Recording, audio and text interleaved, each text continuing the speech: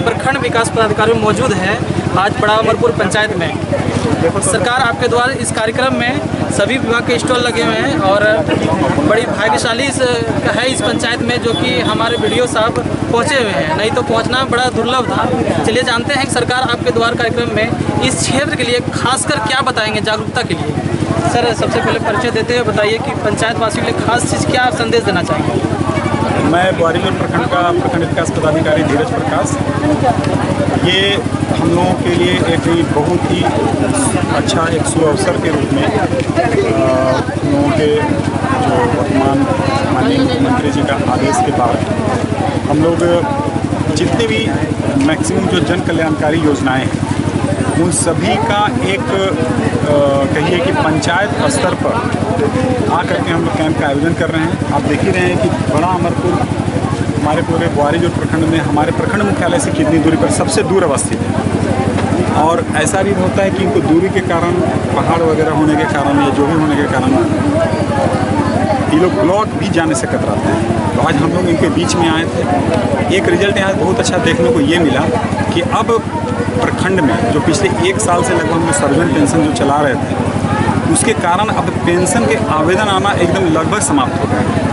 और लगभग समझ लीजिए कि 2-4 व्यक्ति ऐसे हैं जो बेचारे किसी जान अनजान बस अगर लेकर आवेदन भी आ गया उनका, हम लोगों ने अभी तुरंत चेक किया मोबाइल में, देखा उनका ऑलरेडी स्वीकृत हो गया है।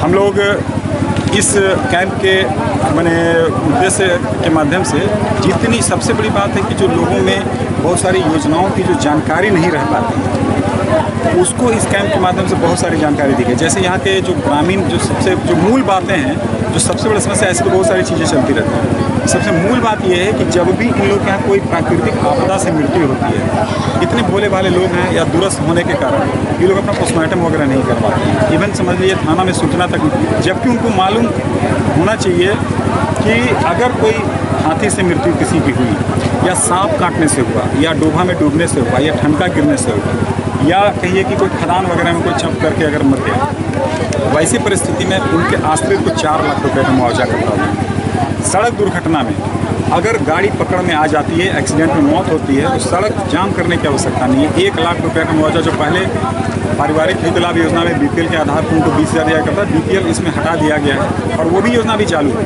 पारिवारिक हित लाभ योजना बीपीएल के आधार पर सेंट्रल गवर्नमेंट से मिलती है। 1 लाख रुपये सड़क हादसा में मृत्यु के बाद मिलती है। उसके बाद अगर वो कोई गाड़ी किसी को धक्का मार करके भाग गया और मौत हो जाती है तो 2 लाख रुपये का बशर्ते उसका उनको मुआवजा के रूप में लेने के लिए उनको पोस्टमार्टम रिपोर्ट, थाना का FIR और मृत्यु प्रमाण पत्र वगैरह अनिवार्य होता है। इसलिए ये लोग लापरवाही नहीं करते। इसके अलावे और भी बहुत सारे, जैसे मुख्यमंत्री चिकित्सा अनुदान योजना है, असाध्य रोग में जो गंभीर बीमारी योजना है, इन सबों में जो सरकार के द्वारा सहायता राशि दी जाती है उसकी राशि सीमा भी बढ़ाई गई है, ठीक है ना। और आपका जाकर के जैसे जो बहुत सारे युवा रोजगार हैं, बेरोजगार युवक हैं जो व्यवसाय कर रहे हैं और उसको बढ़ाना चाहते हैं या कोई नया व्यवसाय करना चाहते हैं, तो उनको आज के डेट में 50,000 रुपये से लेकर के 25 लाख रुपये तक 40% अनुदान, यानी कि 25 लाख का लोन लेंगे तो उनको 15 लाख चुकाना है, 50,000 का लोन लेंगे तो उनको 30,000 रुपये चुकाना है, ठीक है ना। तो उनको कहिए कि इतना बड़ा सहायता राशि सरकार के द्वारा से दी जा रही है, उसके लिए भी इन लोगों को आवेदन हम लोग बोल रहे हैं कि ये सब बहुत सारी योजनाएं जो जिसका पूरा एक कहिए कि गट्ठर या पोटली बोलिए कि ले करके सभी लोग मैंने हम लोग आ रहे हैं। और यही बात इन लोगों को मैं बोलना चाहता हूँ कि आज इनके पंचायत में ये पहला दिन जरूर था, लेकिन ये आखिरी दिन नहीं है। 14 नवंबर को पूरे राज्य में कार्यक्रम समाप्त होगा, 15 नवंबर को स्थापना दिवस है।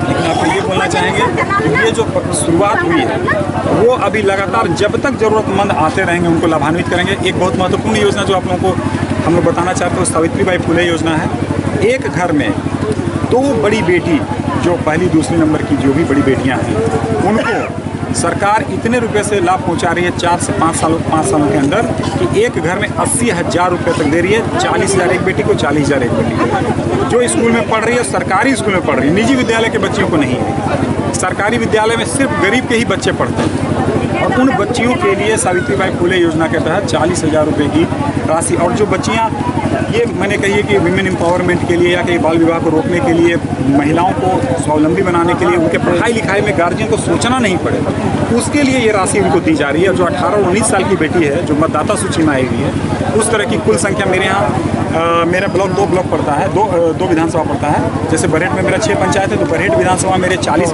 बेटी है और 127 बच्चियाँ हैं मेरी बोरियों में। कुल मिलाकर के 167 ऐसी बेटियां हैं जो कि मतदाता सूची में 18 और 19 ईयर्स के कैटेगरी में है। उनकी पूरी सूची को मैंने सार्वजनिक करके सोशल मीडिया से लेकर के हर व्हाट्सएप ग्रुप में डाला है। उनके गार्जियन से अपील की है कि वो अपने बच्चों का Aadhaar card, bank account detail, voter I card वगैरह लगा करके उनको आवेदन दे। उनको एक मुश्त, अगर वो पहली और दूसरी बेटी होगी उस परिवार की, तो उसको 20,000 रुपये मिले। उसके पूर्व का लाभ तो नहीं, लेकिन 20,000 रुपये एक मुश्त मिले। आज जो सर आवेदन दिए हैं सभी गरीब लागू, कब तक ये निष्पादन हो जाएंगे, क्या आश्वासन देना चाहेंगे? देखिए, पेंशन का ऐसा है कि हम लोग 100% करेंगे, ठीक है ना। इसके अलावा आपका जो भी है मुख्यमंत्री पशुधन का जितना हमको टारगेट मिलता है, हमारा ये कोशिश रहता है कि हम लोग उसको जो है सभी पंचायतों में समानुपातिक रूप से हम लोग, और लगभग समझ लीजिए कि हम लोगों ने दिव्यांग का भी देखा है आवेदन, उसका भी हम लोगों ने निष्पादित किया है। दूसरी बात जो आपका ये मुख्यमंत्री स्वरोजगार योजना वाला, तो इसका तो आवेदन मेरे यहाँ आ ही नहीं रहता। इस बहाने हम लोग का आवेदन आना शुरू हुआ, तो मैक्सिमम आप कहिए कि हम लोग आवेदनों का निष्पादन करेंगे 100%। सर, जिला प्रशासन की इतने कल्याणकारी योजना है, सरकार से लेकर जिला प्रशासन काफ़ी क्रियाशील रहते हैं। जी। उसके बावजूद भी जहाँ देखे समस्या उत्पन्न होती है, उसके बारे में पेंशन नहीं हुआ, आवास नहीं हुआ, कुछ ना कुछ समस्या बता। आखिर क्यों ऐसा होता है? आप अगले 1 महीने के बाद आपको पेंशन के लिए कोई आदमी ढूंढने से नहीं मिलेगा। आपको हम बता रहे हैं कि पिछले 20 सालों में 7,000 पेंशन का उत्तराधिकारी बन के हम आए थे। पिछले 2 सालों में पूरा पेंशन 15,500 हो गया।